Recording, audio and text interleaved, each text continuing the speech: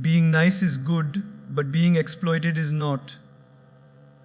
At first, this may sound like a simple line, but when you pause and reflect on it, it holds the power to change the way you live your life. We often grow up being told to be polite, to be humble, to help others, to keep smiling, and to never hurt anyone's feelings. And yes, those are beautiful qualities. The world definitely needs kindness, but sometimes, in the name of kindness, we lose ourselves. We become people pleasers, we bend until we break, and we give until there is nothing left of us. That is not kindness anymore. That is self-destruction disguised as virtue. Think of a young professional in her workplace. She's talented, hardworking, and always ready to help. Her colleagues know she will always say yes. If someone misses a deadline, she covers for them. If a task is too difficult, they push it onto her because they know she won't refuse.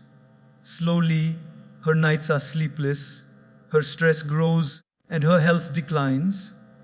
Yet, on the outside, everyone praises her as the nice girl, the one who never complains.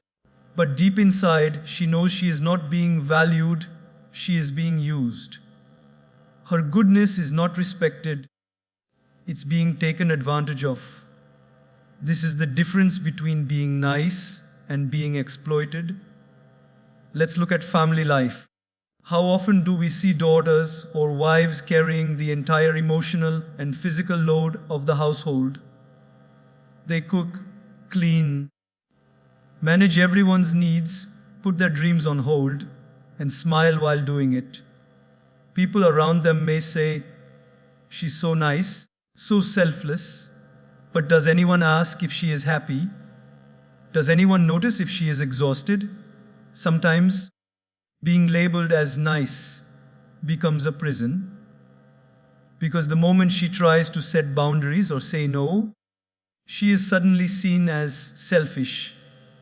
That's when the truth becomes clear. What people admired was not her kindness, but her silence, her ability to tolerate more than she should. In friendships too, this plays out. Imagine a friend who is always the listener, the supporter, the one who adjusts plans, cancels her own priorities, and bends backwards to make others comfortable. People love being around her because she gives endlessly.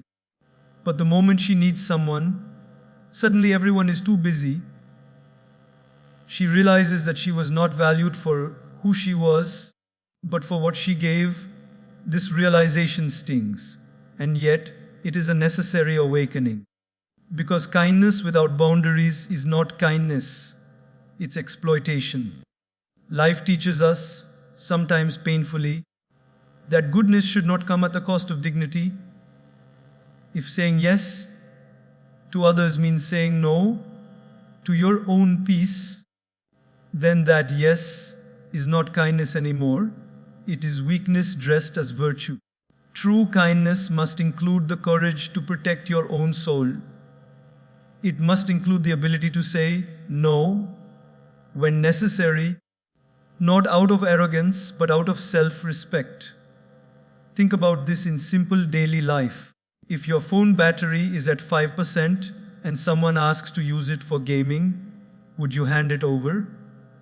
Of course not, because you know you'll be left with nothing. Yet in life, we keep giving our energy, time, and emotions away, leaving ourselves empty. And then, ironically, when we collapse from exhaustion, nobody comes to recharge us. Being nice without limits leaves us drained. Being wise with our kindness allows us to stay strong for the long run. Being nice is truly a strength. It can change someone's day, bring a smile, heal wounds, and make the world better.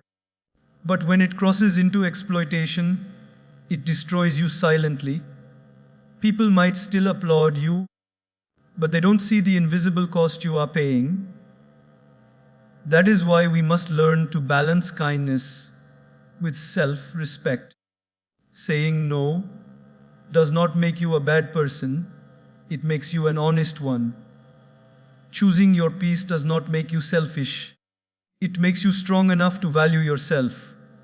Even in spiritual teachings, balance is emphasized. Kindness is a noble virtue, but so is wisdom. If you only give and give without wisdom, you end up empty.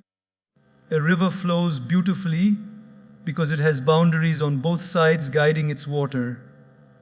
Without those boundaries, the water would spill everywhere and cause destruction. In the same way, our kindness needs boundaries. That's what turns it into something powerful, sustainable, and respected. So, the next time you find yourself in a situation where you're tempted to say yes, just to maintain the image of being nice, pause for a moment. Ask yourself, is this truly kindness, or am I being exploited? Am I giving out of love? Or am I giving because I fear rejection or judgment? If the answer points toward exploitation, then it's time to choose courage over comfort, authenticity over approval, and self-respect over blind niceness. Because, my friends, being nice is good, but only when it is genuine and balanced. When your niceness becomes a ticket for others to drain you, it's time to stop. True kindness uplifts both the giver and the receiver. Exploitation uplifts one and destroys the other. Don't let your goodness be used as a weakness. Instead, let it shine with wisdom, strength, and dignity. That is when your kindness will no longer be taken for granted.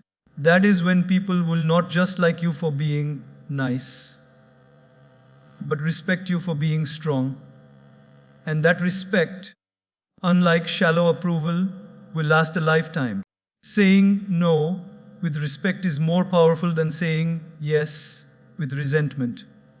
At first, this may sound like a small principle, but if you apply it to your daily life, you'll discover how deeply liberating and life-changing it truly is. Most of us are conditioned to say yes. From childhood, we are taught that obedience, compliance, and agreement are the traits of a good person. And while it's important to cooperate and contribute to others, what happens when every yes we give is a betrayal of our own peace? What happens when behind every forced smile there is a storm of resentment building inside us? That is when our kindness becomes poison, not for others, but for our own heart. Think of a woman in her workplace who is already overwhelmed with her own deadlines. A colleague comes and asks, "Can you handle this project for me?" She knows she doesn't have the time. She knows this will cost her sleep, her health, and her performance. But still, she forces a smile and says, "Yes." Outwardly, she looks helpful. Inwardly, her heart whispers, "Why did I agree again?"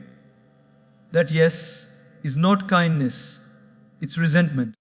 And resentment always comes with a heavy price of stress, regret, and a slow erosion of self-respect. Now picture the same woman taking a different approach. Her colleague comes again with an extra project. This time, instead of forcing herself, she smiles gently and says, "I'd really like to help, but I'm already at my capacity. I wouldn't be able to do justice to it." That's a no. But it's wrapped in respect. Respect for the colleague, respect for her own time, respect for the quality of the work. And what happens? At first, some might feel disappointed, but over time, people begin to see her as someone who values herself, someone who speaks with honesty rather than resentment. That no, spoken with respect, carries more weight than a reluctant yes. ever could. We often fear that saying no will make people dislike us, that it will make us look selfish, cold, or arrogant. But the truth is, people sense when your yes is not genuine. They can feel the hesitation, the lack of enthusiasm, the undercurrent of unwillingness, and slowly that forced compliance creates distance rather than closeness. On the other hand, when you say no clearly but respectfully, you are being authentic. And authenticity, even when it disappoints others, builds trust in the long run. People may not always like what you say, but they will trust that what you say is real. Consider family life. A parent who always says yes to a child's demands, even when those demands are harmful, is not showing love but weakness. If a child wants to eat sweets all day, the parent could say yes to avoid conflict. But that yes is filled with resentment and hidden frustration because deep down the parent knows it's not right. The better path is to say no with care. I know you love sweets, but too much will hurt your health. Let's have one piece today and save the rest for later. That no is not rejection. It is respect for the child's well-being. And in time, the child learns that boundaries are not punishments, but expressions of love and wisdom. In friendships, too, this principle shines. Imagine a friend who constantly borrows money but never returns it. Each time, you say yes, but inside you feel bitterness building. You feel used, you feel drained, you feel unseen. That bitterness poisons the friendship more than a clear no ever would. If instead you say, I've helped as much as I can, but I can't continue lending money, you may disappoint your friend for a moment, but you save both your peace and the integrity of the friendship. A resentful yes keeps the cycle of misuse alive. A respectful no breaks the pattern and teaches mutual respect. Even in simple daily interactions, the weight of this principle is obvious. How many times do we attend gatherings, take on favors, agree to tasks, or commit to plans just because we don't know how to say no? And afterwards, we complain, we sulk, we feel exhausted. Our outward yes becomes inward punishment. It's far healthier to decline respectfully than to betray yourself silently. Because every time you say yes, when you mean no, a little part of your authenticity dies. And every time you say no with respect, a little part of your strength is reborn. Life is not about pleasing everyone. It is about living truthfully with kindness and clarity. Saying no does not mean you lack compassion. It means you understand your limits. It means you are wise enough to protect your energy so that when you do say yes, it comes from a place of love, not obligation. Think of it like this: if your glass is empty and you keep pouring water for others, what are you giving them? Nothing. But if you protect your glass, fill it with care, and then share, your yes becomes meaningful. A yes without resentment is a gift. A yes with resentment is a curse. So, the next time someone asks for something that goes against your capacity, remember, a gentle, respectful no is not unkind, it is powerful. It shows that you value your time, your peace, and your worth. And more than that, it shows that when you do say yes, it truly matters, because it comes from the heart, not from fear.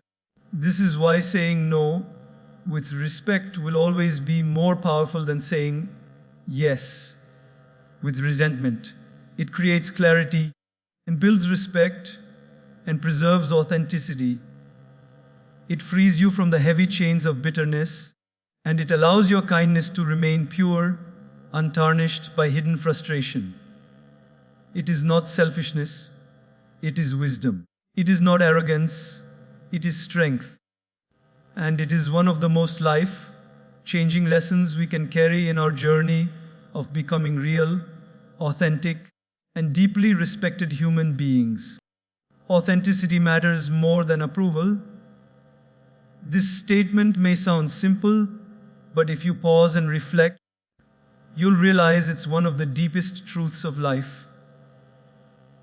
We live in a world that constantly pressures us to fit in, to look a certain way, to act a certain way, to say the right things, and to follow trends, even when they don't align with our hearts. Approval is like a drug. Once we get a little of it, we crave more. We want people to like our pictures, compliment our choices, and validate our worth. But here is the reality. Approval is temporary, fleeting, and never guaranteed. Authenticity, on the other hand, lasts. When you live in alignment with who you truly are, you may not please everyone, but you will find peace, and peace is worth more than 1,000 approvals. Think of social media.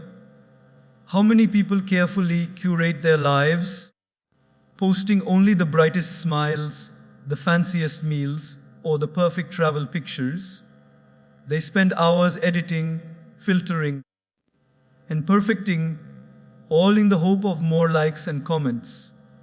For a few moments, they feel a rush of approval. But once the notifications stop buzzing, emptiness creeps back in. Why? Because approval from others can never fill the void of living unauthentically. If your outer image doesn't match your inner truth, no number of likes can heal the disconnect you feel inside. Let's look at a young professional. She dreams of becoming an artist, painting and creating. But her family and society say, there's no future in art. Be practical, get a corporate job. So she takes the job, wears the corporate suit, smiles in the office, and even earns good money. People approve of her. She's successful, stable, responsible. But when she's alone, she feels empty. Her heart longs for the canvas, for the colors, for the freedom of expression. That's when she realizes she has approval, but no authenticity.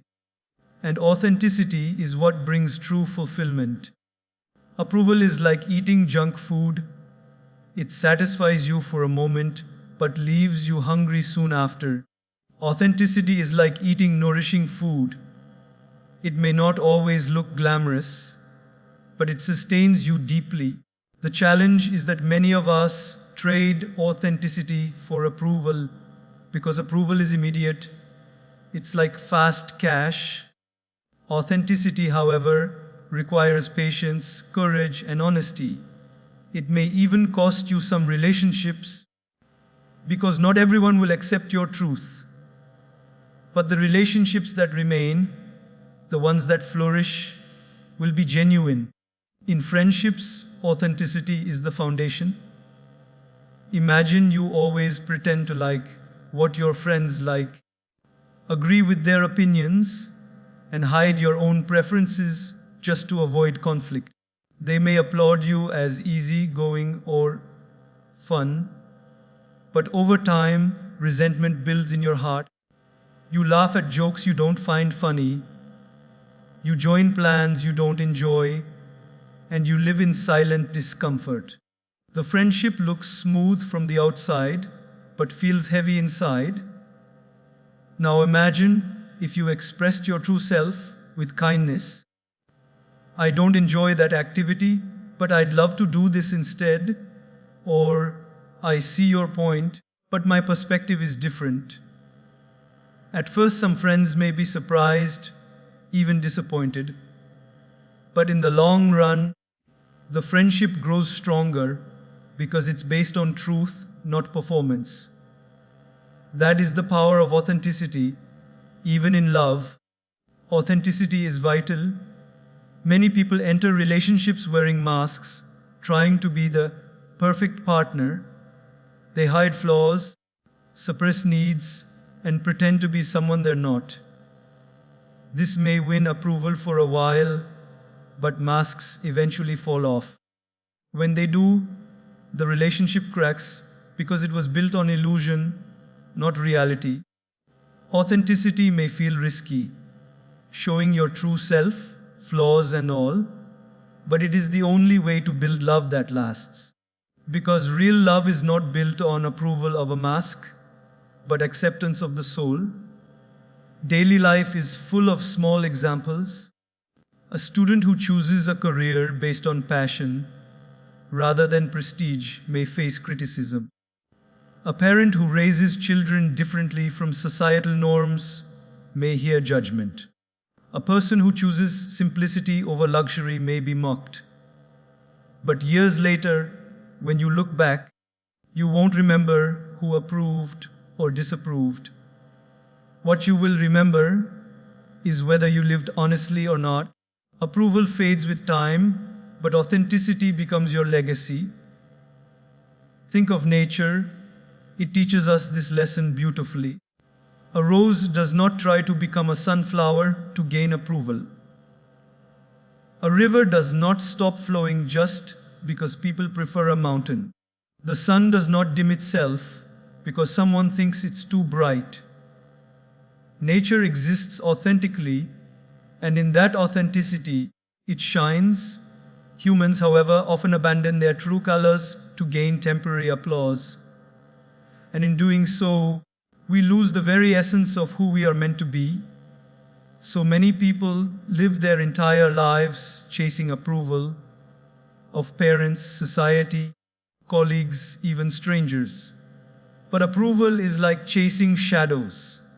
No matter how fast you run, the shadow keeps shifting. Authenticity, however, is like standing in the light. It may not please everyone, but it grounds you in truth. It gives you confidence, dignity, and peace. Living authentically requires courage. Courage to say, "This is me." Courage to risk disapproval. Courage to walk alone if needed. But when you embrace authenticity, something magical happens. You attract the right people, the right opportunities, and the right peace. The wrong people may leave, but the right ones will stay.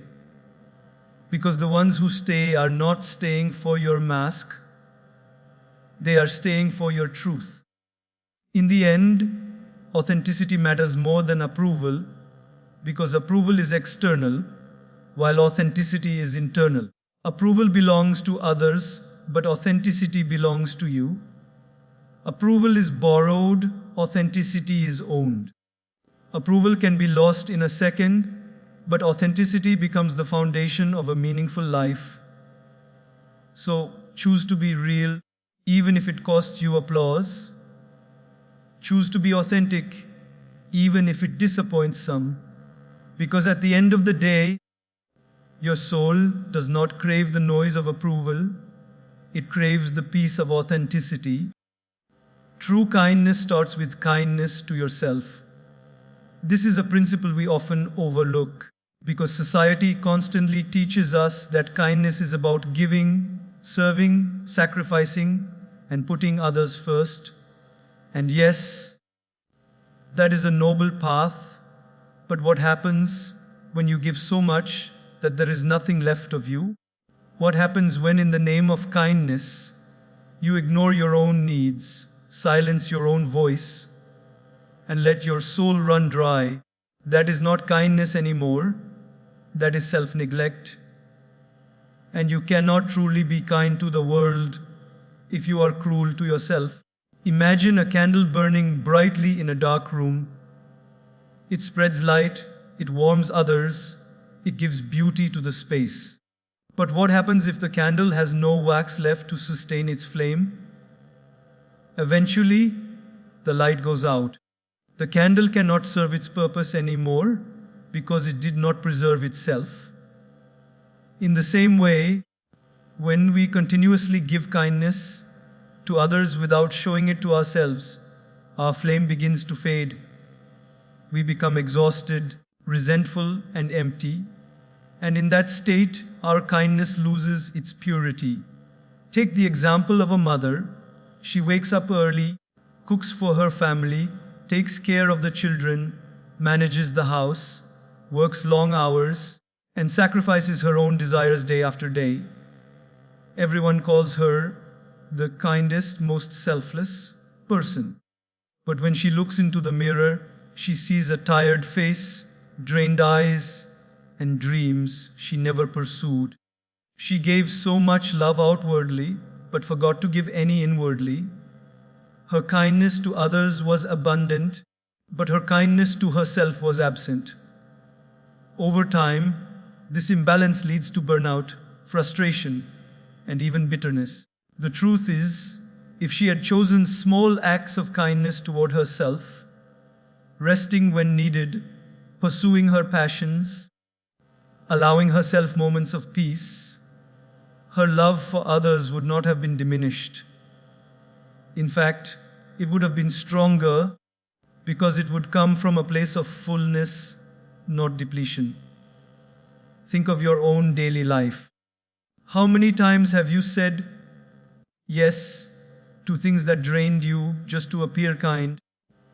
How many times have you stayed silent when you should have spoken up because you didn't want to seem unkind? How many times have you ignored your body's cry for rest, your mind's cry for peace, or your heart's cry for joy, just so you could keep being nice to others? These small sacrifices, repeated again and again, add up, and slowly they carve away at your well-being until you find yourself giving love, but not feeling loved, giving peace, but not having peace, giving joy, but not experiencing joy. True kindness must begin at home, within your own heart. This doesn't mean becoming selfish. It means becoming balanced. For example, if you are tired and someone asks you for help, you might feel guilty for saying no, but ask yourself, is it truly kind to give help when your own energy is depleted? Will your help be genuine, or will it be forced, given with hidden resentment? Real kindness requires energy, and energy requires self-care. When you are kind to yourself first, you create a reservoir of love and strength that naturally overflows to others. Even in the workplace, this principle is vital. Many employees stretch themselves thin, working long hours, skipping breaks, and saying yes to every demand, all in the name of being kind and cooperative. But eventually, their performance declines, their health suffers, and their relationships weaken. What if instead they chose kindness toward themselves, setting boundaries, taking breaks, asking for help? Not only would they preserve their well-being, but their contribution to the workplace would become more effective and sustainable. Friendships and relationships also thrive on this balance.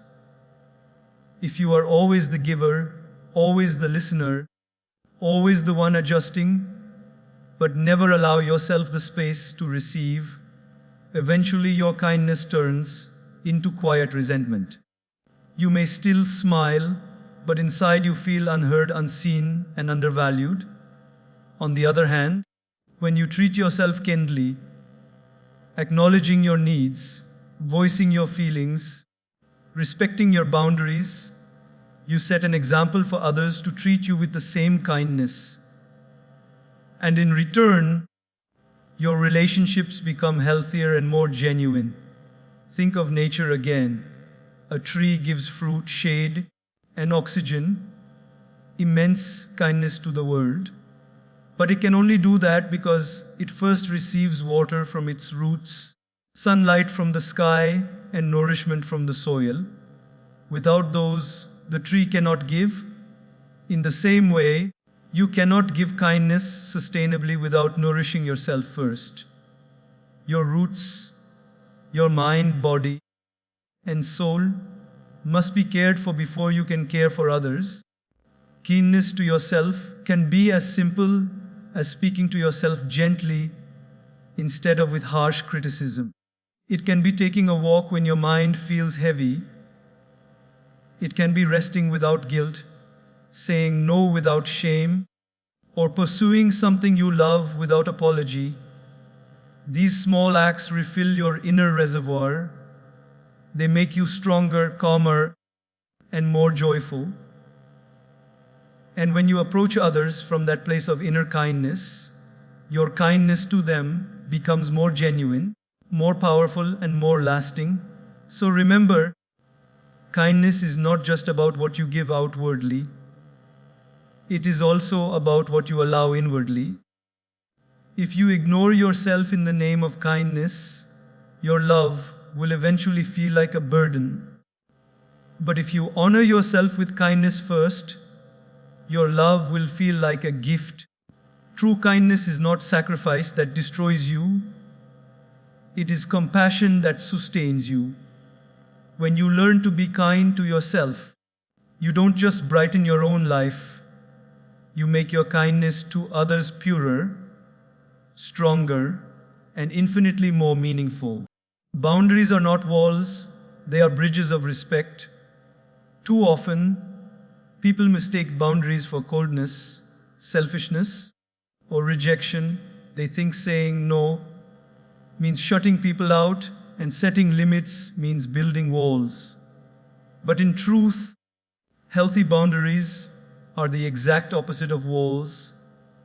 They are bridges that allow relationships to flourish with clarity, trust, and mutual respect. A wall blocks connection, while a boundary guides connection. When you learn to create boundaries, you don't destroy relationships, you protect them. Think about a road. Every road has lanes marked by clear boundaries. Without them, vehicles would crash into each other, causing chaos. But because of these boundaries, cars move smoothly side by side, each respecting the other's space. The boundaries do not restrict the road, they make it safe, functional, and efficient. Similarly, in life, boundaries are the lines that prevent chaos and protect harmony in our relationships. Without them, collisions are inevitable. Take the example of friendships. Suppose you have a friend who calls you at all hours, expects you to drop everything for them, and demands your constant attention. At first you comply, thinking it's kindness, but soon you feel drained, restless, and even resentful. If you continue without boundaries, the friendship will eventually collapse under the weight of imbalance. Now imagine instead you set a clear but respectful boundary. I value our friendship, but I need my personal time in the evenings. Let's talk during the day when I can give you my full attention. That statement is not a wall. It doesn't shut your friend out. It's a bridge. It allows you both to connect in a healthier, more sustainable way.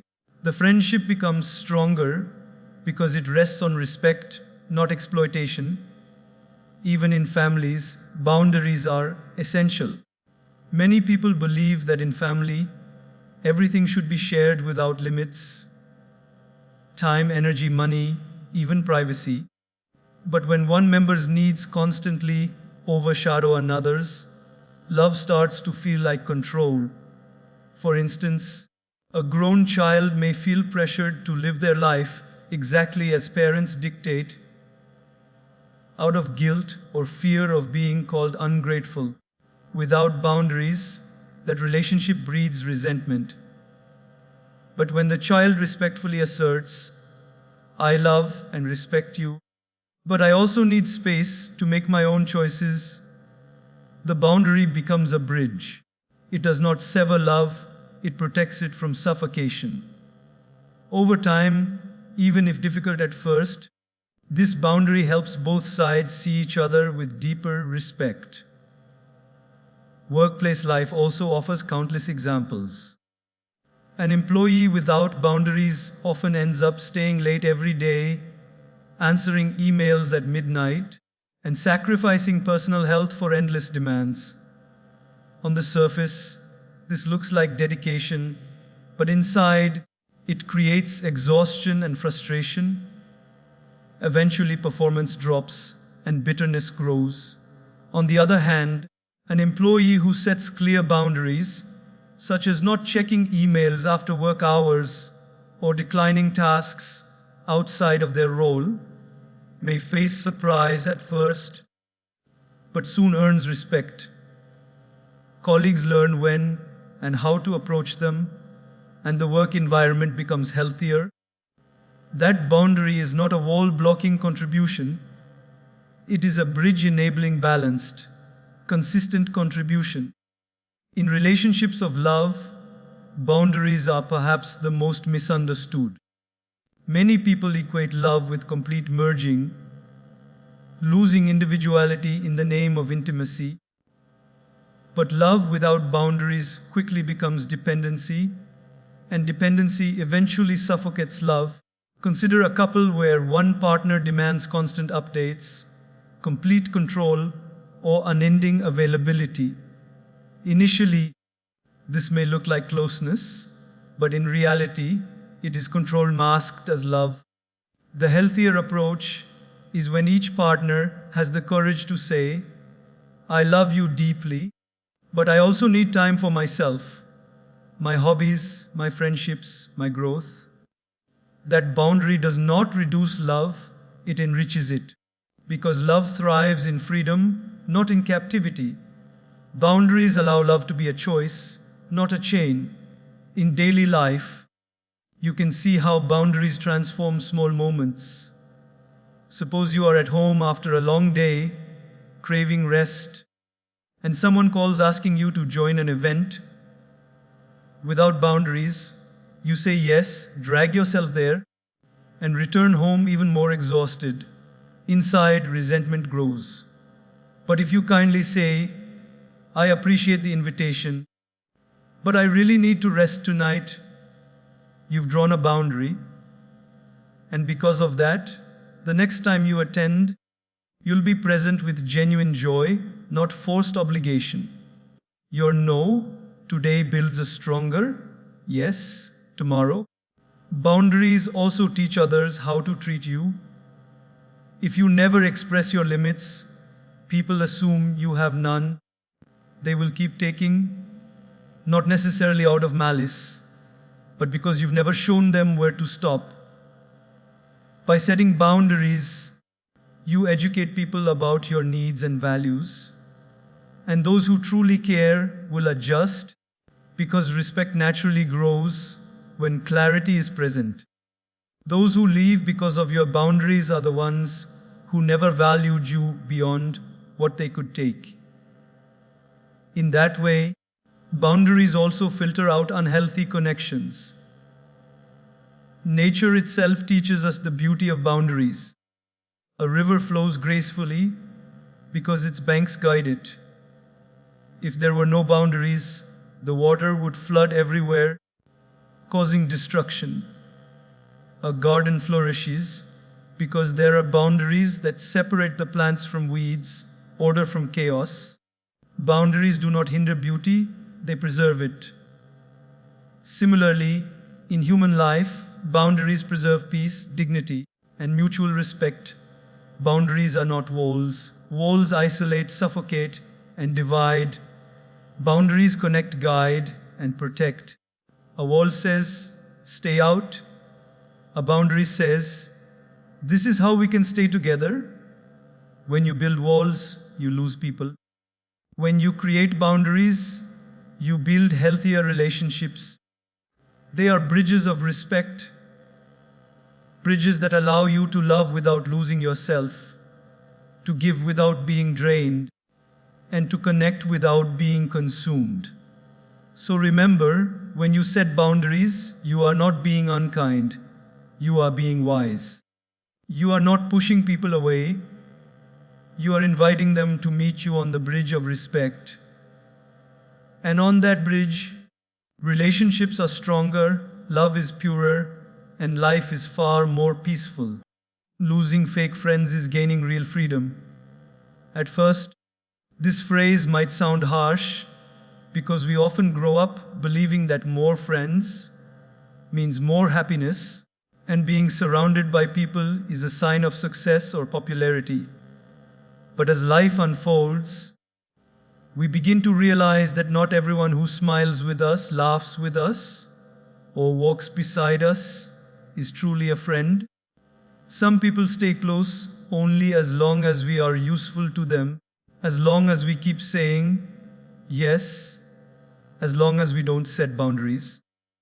The moment we stop playing the role of the nice person, many of them quietly fade away or even turn against us. And while losing them may feel painful at first, it is actually a blessing in disguise, because losing fake friends is not a loss, it is freedom. It is the space that allows you to breathe, to live authentically, and to make room for relationships that are real. Think about the times you've bent over backwards for people who claim to be your friends. You were there for them. When they needed help, you sacrificed your own comfort for their convenience. You listened to their struggles late at night, but when you went through your own storms, they were nowhere to be found. That is not friendship, that is convenience disguised as care. And holding on to such people does not bring joy, it only brings emptiness. When they leave, yes, it stings. But in reality, their departure clears the path for genuine connections to enter. Imagine a tree in autumn. As the season changes, the leaves fall off, the tree might look bare, almost lonely. But in truth, it is preparing itself for winter, shedding what it no longer needs, so that in spring, fresh leaves can grow. Fake friends are like those autumn leaves. They fall away when seasons change, revealing who really belongs in your life. The branches may look empty for a while, but when the right season comes, new, stronger, and greener leaves grow. And so it is with friendships. Losing the false ones makes space for real ones to flourish. Consider this in daily life. A student may have a group of friends who only stay close because she shares her notes or helps them with assignments. The moment she stops, they suddenly don't have time for her anymore. It hurts, but it also reveals the truth. Their friendship was never about connection, it was about convenience. On the other hand, even if she has one friend who stands by her, encourages her, and celebrates her growth, that one friend is worth more than a dozen pretenders. Quality always outweighs quantity. In adulthood, the same lesson repeats itself.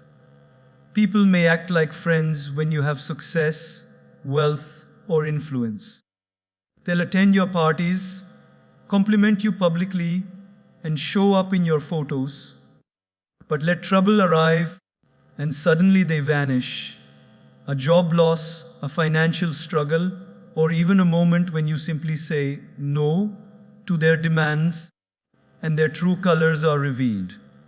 This is not a tragedy, it is a revelation. Because only in difficulty do you see who is truly by your side. And losing the ones who abandon you is not a curse, it is liberation. Fake friends are heavy baggage. They drain your energy, consume your time, and often make you doubt your own worth. You find yourself overthinking. Did I upset them? Why aren't they responding? What if they leave me? Real friends don't make you feel that way. Real friends bring peace, not pressure. They respect your boundaries, value your time, and accept your no as much as your eyes. When fake friends leave, you shed the unnecessary weight and feel lighter, freer, and closer to peace. Think about it like cleaning your home. Over the years, we gather things we don't really need: old clothes, broken gadgets, useless clutter. They take up space, make our homes messy, and yet we hesitate to let go. The moment we clean, donate, or throw away what no longer serves us, the house feels fresh, open, and peaceful. Fake friends are that clutter in our lives. Removing them may feel uncomfortable, but once they're gone, your heart feels lighter and your mind feels clearer. Even in nature, this truth exists. Not every plant in the garden is healthy. Some are weeds that look green on the surface, but steal nutrients from the soil, choking the real plants. Removing weeds may feel harsh, but it allows the flowers to bloom brighter. Fake friends are like weeds, draining you silently, pretending to belong, but stopping you from growing. When you remove them, your true self finally has space to thrive. Yes, losing them hurts. After all, you shared memories, laughter, maybe even dreams. But remember this: not everyone who walks with you is meant to stay until the end. Some people are seasonal. They enter your life to teach you lessons, and when their role is complete, they leave. And their leaving gives you a gift: the freedom to walk lighter, to grow stronger, and to open doors to those who truly care. So, the next time you lose a friend who was never real, don't mourn too long. Don't chase after them, begging them to stay. Instead, be grateful. Their exit is your liberation. Their absence is your chance to breathe. Their departure is your path to genuine love, genuine care, and genuine peace. Losing fake friends is not losing at all. It is gaining space, clarity, and freedom. Freedom to live without pretense. Freedom to invest your time in people who truly value you. Freedom to stand in your authenticity without fear of abandonment. And above all, freedom to discover that in the end, you don't need a crowd around you. You only need the right few, and sometimes just your own self-respect. That is real freedom.